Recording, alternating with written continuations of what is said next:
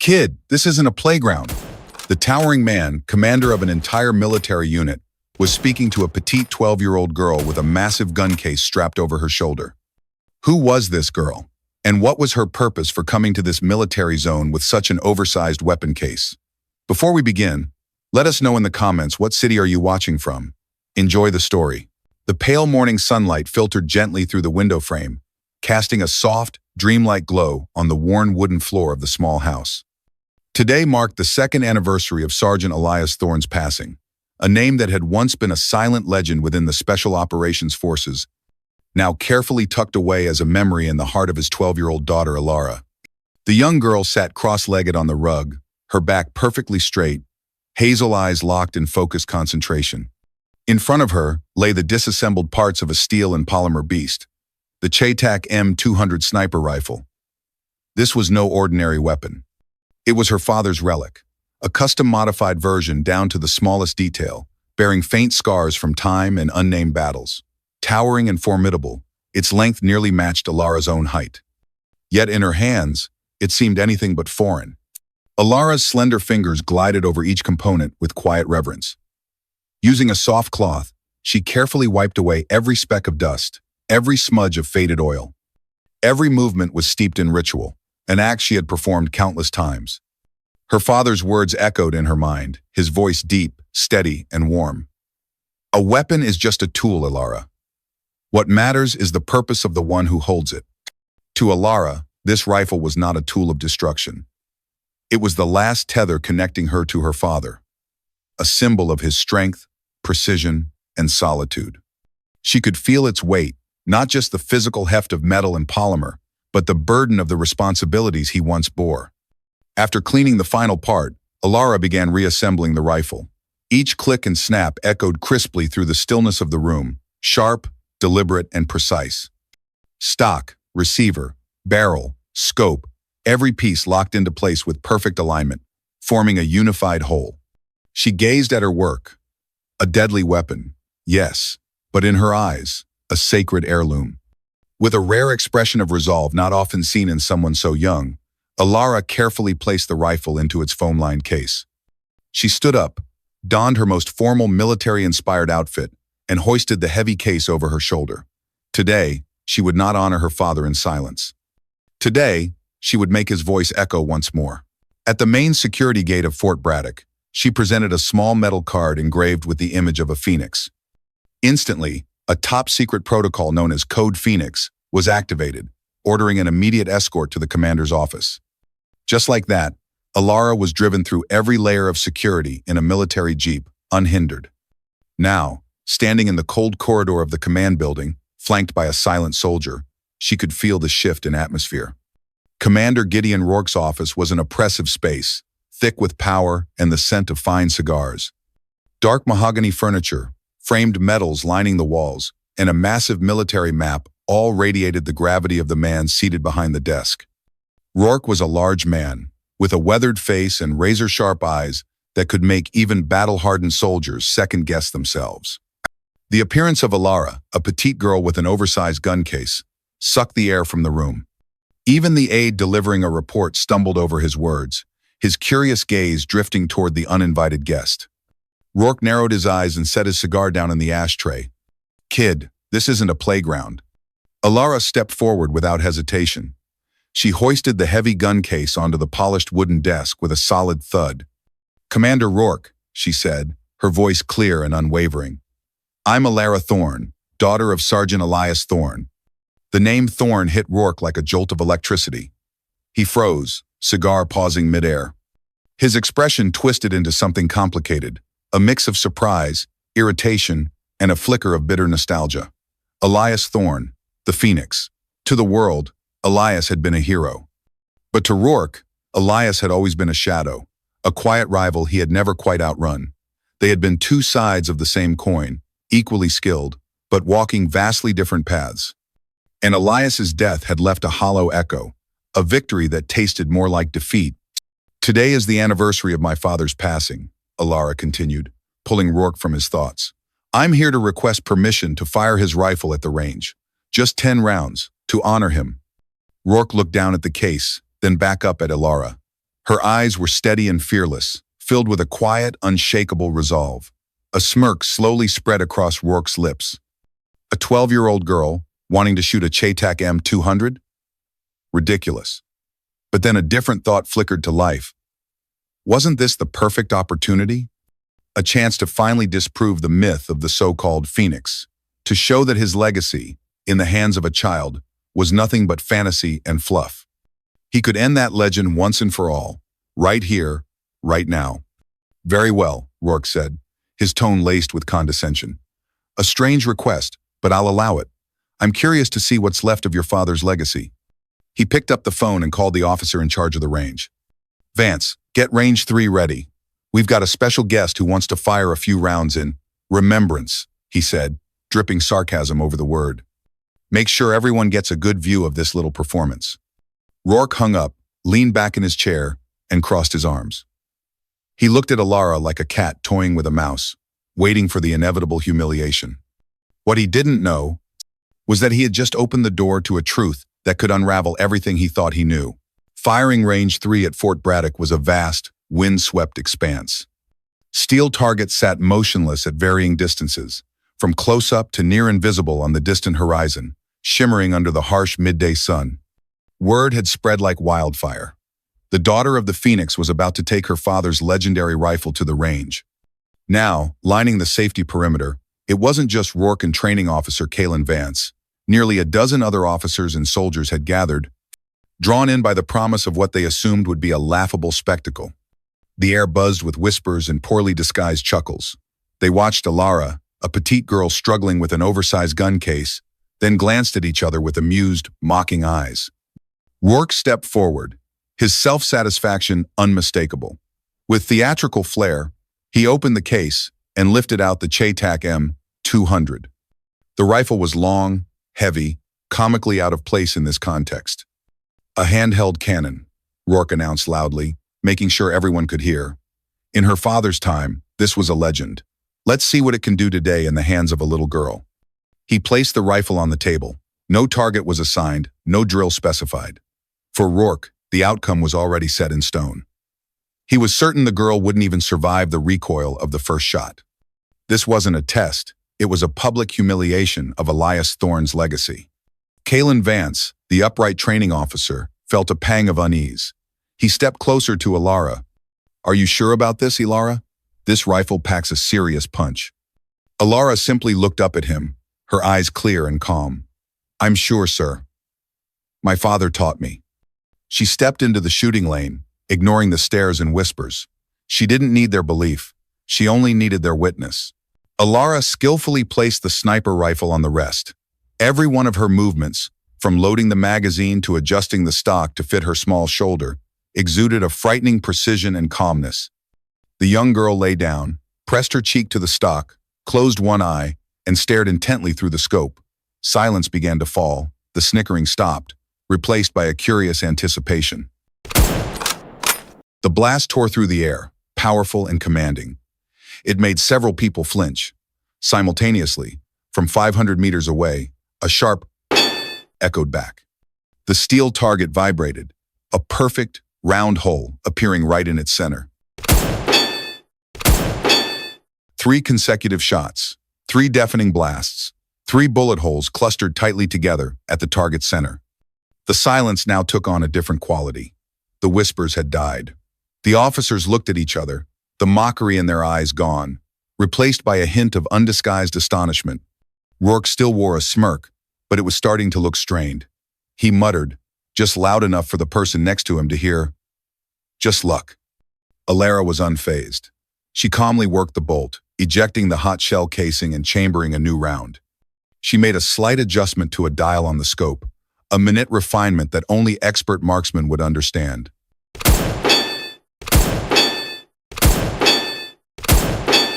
Seven shots. 7 times the target was pierced. Each shot a perfect repetition of the last. No hesitation, not a single wasted motion. The girl's calm was even more frightening than her skill. The crowd's smugness had completely evaporated. Uneasy glances began to appear. The whispers were no longer of mockery, but of disbelief and amazement. How is she doing that? That recoil. She controls it like it's nothing. Rourke was no longer smiling. He stood up straight, his hands hanging limp at his sides, his brow slightly furrowed. The smirk had been replaced by intense focus. He no longer saw Elara as a little girl, but as an enigma, a ghost of a past rival returned. The silence became almost absolute. Even the soldiers on the other firing ranges had stopped what they were doing to look this way. The last 2 shots rang out in the deathly silence. 9 bullets were lodged neatly in the center of the target. Rourke stood motionless, a feeling of unease he hadn't felt in years beginning to creep into his chest. Elara prepared for the final shot. She took a deep breath and held it. The 10th explosion rang out. The distant target vibrated one last time. 10 bullets were jammed so tightly together they formed a single, indistinguishable cluster right in the very center. A feat that even the best marksman could only dream of. But Elara was no longer interested in the target. Immediately after firing, she calmly performed a strange series of actions. She engaged the safety, removed the magazine, then, using a small tool from her pocket, gently detached the rifle's grip. She placed the component on the table beside her in a very specific manner, rotating it exactly 90 degrees. Click. A tiny mechanical click, almost inaudible amidst the wind and the tense silence, sounded from within the grip component. Most people were still stunned by the impossible result of her shooting. But Rourke, who was intensely focused on Elara's every move, was the only one who noticed the strange sound. His eyes widened. The shock of Elara's skill was instantly replaced by a much greater sense of dread and curiosity. While the others began to applaud hesitantly, Rourke strode quickly to the table. He stared at the grip component. He picked it up, turned it over, and then he saw it. A tiny slot, previously completely hidden, was now open, revealing the edge of a micro SD card. In that moment, the entire meaning of the scene changed. Rourke realized, and the audience did too, that everything they had just witnessed was not merely a display of talent. It was a code. A sequence of actions, calculated down to the smallest detail. The 10 shots were not to prove her skill, but to activate a mechanism. The girl was a messenger. Gideon Rourke's mind, forged by decades in the high-pressure military environment, worked at a dizzying speed. In an instant, he understood it all. Elias Thorne, even in death, was still playing a game of chess far beyond everyone else. While the other soldiers began to gather, marveling at Elara's extraordinary skill, Rourke acted with lightning speed. His palm gently covered the grip component, his skilled thumb discreetly flicking the tiny memory card into his palm. Simultaneously, he stood up straight, his voice ringing out with authority, drowning out all the whispers. "The session is over," Rourke declared, his voice as cold as ice. "There's a technical issue with the weapon. I need to inspect it immediately." His words were like a bucket of cold water thrown on the slowly heating atmosphere. Everyone fell silent. No one dared to question him. "Officer Vance," Rourke turned to Kalen Vance, who was still standing there, stunned. "Take the Thorne girl to my office. Ensure no one approaches or speaks to her. Is that clear?" "Clear, Commander," Vance replied. Though his mind was full of questions, military discipline overrode everything. He gently placed a hand on Elara's shoulder, signaling for her to follow him. Rourke clenched the fist containing the memory card, turned, and strode quickly toward the command building, leaving behind a firing range filled with bewildered looks and unspoken questions. A few minutes later, in the oppressive silence of the Tiger's Den, Rourke slammed the door shut. He ordered his aide not to be disturbed by anyone, no matter what. Elara sat silently in the leather armchair, her feet not yet touching the floor, her eyes observing the commander's every move. Rourke sat down at his desk and took out a specialized card reader, encrypted and completely disconnected from the network. He inserted the memory card. A single video file appeared on the screen. He took a deep breath and pressed play. The face of Elias Thorne appeared. He looked tired, far more gaunt than the last time Rourke had seen him, but his eyes were still bright and determined. Elias was sitting in a dark space, likely a warehouse or a temporary shelter. "Gideon," Elias's voice, deep and slightly distorted, came from the speakers. "If you're watching this, it means I'm dead." Elias didn't waste any time. He briefly explained a traitorous ring right within the high-ranking officers, who were smuggling weapons and classified information. He had stumbled upon them by accident. A short pause. Elias looked directly into the camera, as if seeing through time to face Rourke. I couldn't trust anyone, Gideon. Their network has infiltrated the system too deeply. But I'm counting on your pride. I know you'd never let this go, especially when it comes from me. A sad smile flickered across Elias's lips. Protect my daughter. She knows nothing. I taught her that sequence of actions as a special drill. Protect her, Gideon. Finish this. The video ended. The screen went black, but the image of Elias and his words still hung in the air. Rourke sat motionless, his hands clasped on the desk. The truth hit him like a physical blow. The rivalry, the jealousy he had held for Elias all these years, suddenly felt so petty and meaningless. Elias hadn't just died, he had been murdered. And in his final moments, the only person he trusted was his rival. He looked up, his gaze falling on Elara. The girl was still sitting there, silent and small in the imposing, power-filled room. In Rourke's eyes now, she was the heavy burden of responsibility that Elias had passed on to him. The contempt in Rourke's eyes had vanished completely, replaced by a complex emotion, a mixture of respect for the fallen and a heavy sense of duty toward the child before him. Without a shred of hesitation, Rourke picked up the phone. He made a series of calls, his tone decisive and leaving no room for argument. Activate the Special Talent Nurturing and Security Program immediately. Subject: Elara Thorne. Protection level: highest. Reason: national strategic potential. He was creating a perfect cover, a fortress of paperwork and commands to conceal the truth and protect Elara right under the enemy's nose. Then, he called Kalen Vance. Vance, to my office. Immediately, bring Sergeant Elias Thorne's file. When Vance entered, Rourke pointed to the chair opposite him. Sit, officer. Rourke looked directly into the eyes of the young training officer, a man whose loyalty and integrity he knew he could trust. Elias Thorne's death was not an accident, Rourke said, his voice low and hard. He was murdered. We are in the middle of a war we didn't even know existed, right here on this base. Your new mission, Vance: keep this girl safe at all costs. You will be her direct guardian and trainer in the special program I just established. From this moment on, she is not to leave your sight. Rourke looked over at Elara, who had been listening to everything. You're staying here, Elara. You will be safe, I promise. It wasn't just a promise, it was an oath. The oath of a commander to the living legacy of his former rival.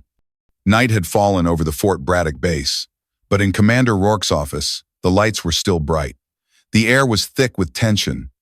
Elara had been taken to a secure room in Vance's quarters, under close supervision. Now, it was just Rourke and Kalen Vance, two men confronting a deadly conspiracy. On the computer screen, Elias Thorne's video was played over and over. They rewound and replayed it, listening to every word, analyzing every furrow of the deceased man's brow, hoping to find something they had missed. He said he couldn't trust anyone, Vance mused. So the clue must be something only you would understand, Commander. Rourke nodded, his eyes never leaving Elias's face on the screen. He skipped to the end of the video, right before it cut off. Elias hesitated for a second, as if trying to recall something important. Gideon. Elias's voice rang out again. Remember Operation Desert Storm, the night we lost Sergeant Alistair? The answer is always at the beginning of the loss. The video ended. Alistair, Rourke muttered, the name stinging like an old scar. Sergeant Alistair had been a good soldier, killed in what was thought to be a random ambush years ago. His death was one of the most bitter losses of Rourke's career. Retrieve the entire classified file for Operation Desert Storm, Rourke ordered Vance.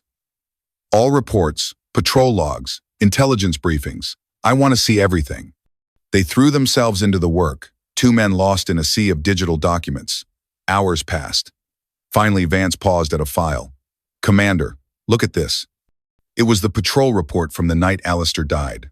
There were two versions, an original version, submitted right after the ambush, which detailed the planned patrol route, and an edited version, submitted a few hours later, with a small but fatal change in the itinerary, a change that had led Alistair's team straight into the enemy's ambush.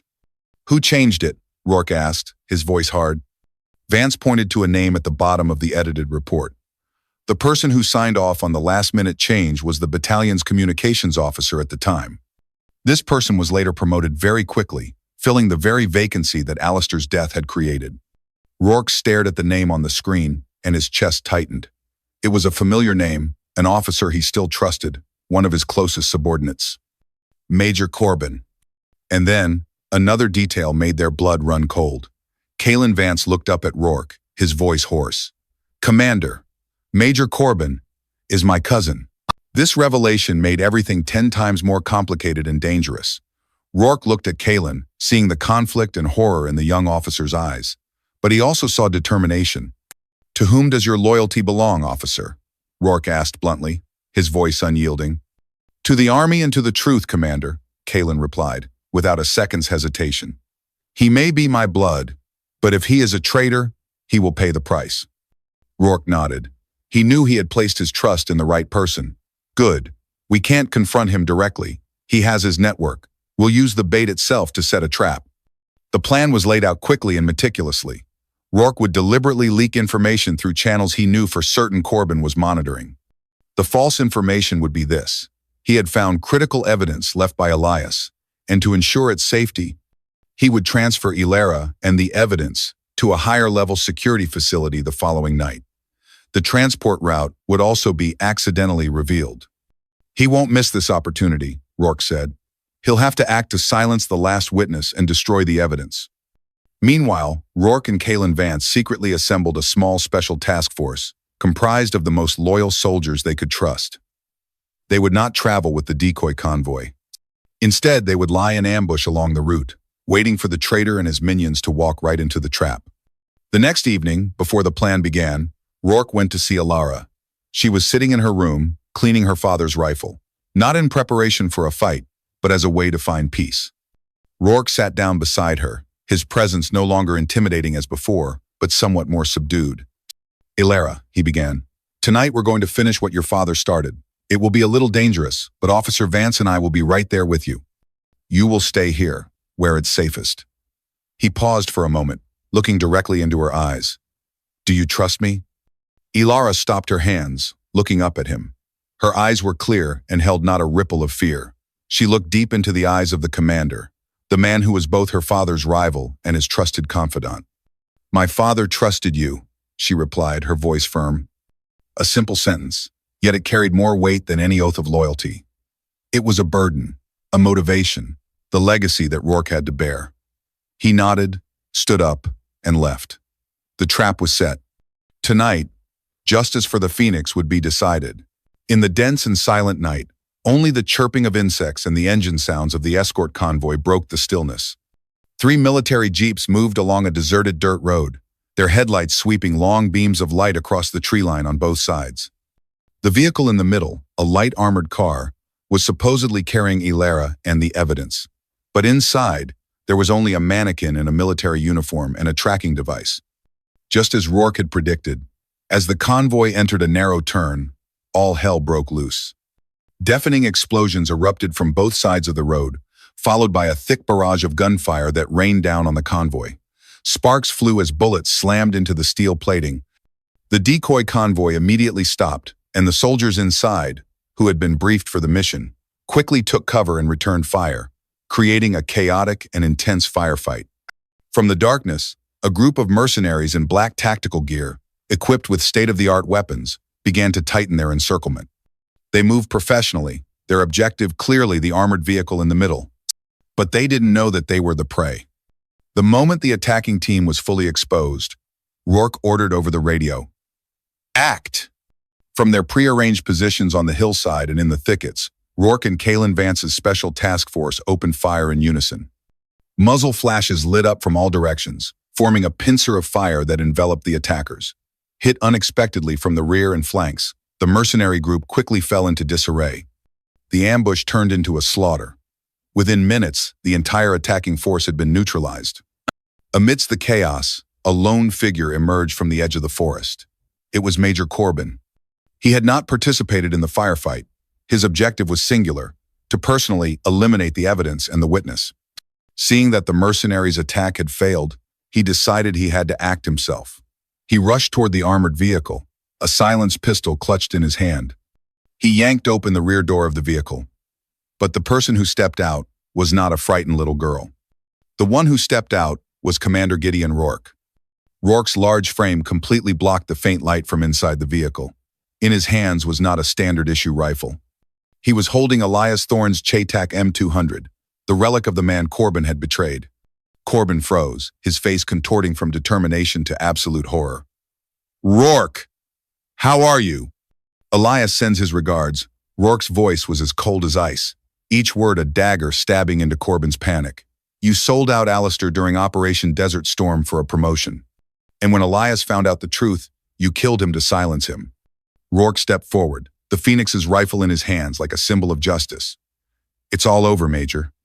At that exact moment, Kalen Vance and the Special Task Force closed in, pointing their weapons at Corbin from all sides. All escape routes were cut off. Corbin let the pistol in his hand fall limp, and he collapsed to the ground. The evidence from the memory card, along with his undeniable actions during the ambush, was enough to bring down the entire network of traitors.